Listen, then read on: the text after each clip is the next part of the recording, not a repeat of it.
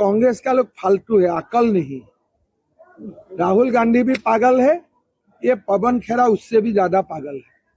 Legal action भी लिया है। लीगल एक्शन तो चलेगा ही, लेकिन और एक एक्शन में लेने जा रहा हूँ, बाद में बताऊंगा। पवन खेरा को मैं पवन पेरा बना दूंगा। थोड़ा दिन इंतजार करें। इस बार इलेक्शन में हैट्रिक होगा बीजेपी। 100% हम लोग लगभग 100 सीट जीतेगा। पवन खेरा एक आदमी है, तो इसका दिमाग में था कि असम में बुर्बक लोग रहते हैं, फालतू बात करेगा। और मेरा लगता है राहुल गांधी भी साथ है, वो जल्दी जल्दी जेल जाए। हेमंत बिस्व शर्मा के ऊपर बड़े गंभीर भ्रष्टाचार के आरोप लगाए गए, साक्ष्यों और सबूतों के साथ लगाए गए। पवन खेरा जी ने कुछ आरोप लगाए, आप उन आरोपों का जवाब दीजिए।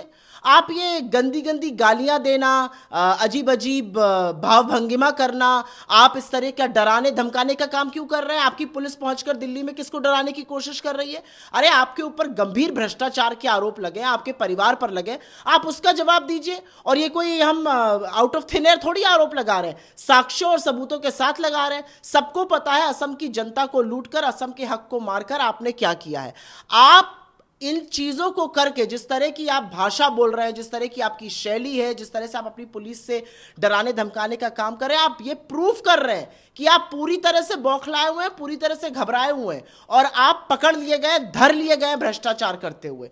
तो असम की जनता जानती है, और असम की, आप एक एफआईआर करिएगा, असम की जनता लाखों एफआईआर करने जा रही है आपके खिलाफ 9 तारीख को जब वो वोट डालेगी। तो मेरा अपना मानना है, आपके ऊपर भ्रष्टाचार के गंभीर आरोप है, उन आरोपों पर क्लीन आइए। इधर उधर की ये बेकार की बकवास और जिस तरह की भावभंगिमा आप कर रहे हैं, ये एक मुख्यमंत्री को शोभा नहीं देती। लेकिन आपने गरिमा से कभी काम नहीं लिया, तो अब क्या लीजिएगा?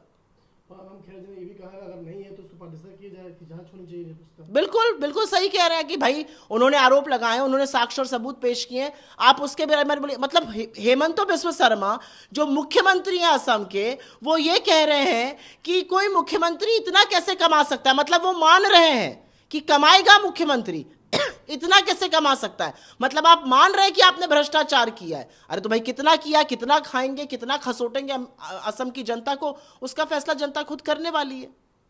कोई भी स्पोक्स पर्सन अपने आप नहीं बोलता है, पार्टी को रिप्रेजेंट करता है। पार्टी जो कहती है वही स्पोक्स पर्सन बोलता है। इसलिए स्पोक्स पर्सन पे आप अगर इस तरीके से एफआईआर करेंगे तो ये गैर कानूनी है, आप उसे डिनाई कर दीजिए।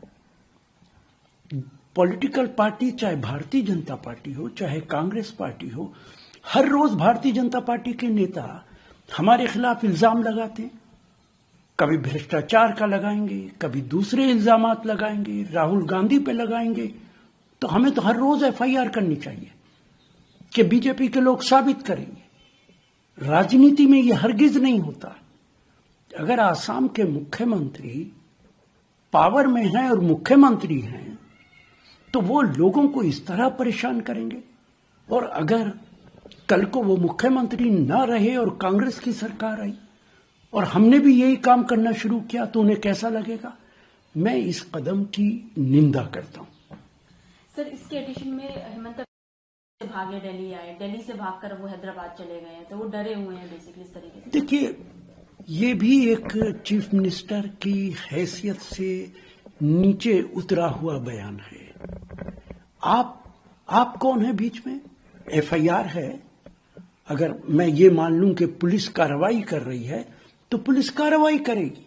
इसका मतलब है, इस बयान का मतलब है, पुलिस वही कर रही है जो मुख्यमंत्री का निर्देश है। इसलिए आप बदले की भावना से काम कर रहे हैं। पुलिस इंडिपेंडेंट काम नहीं कर रही है। यह बयान इस बात का सबूत है कि मुख्यमंत्री जानबूझ के पुलिस पे दबाव डाल के बदले की भावना से ये काम कर रहे हैं।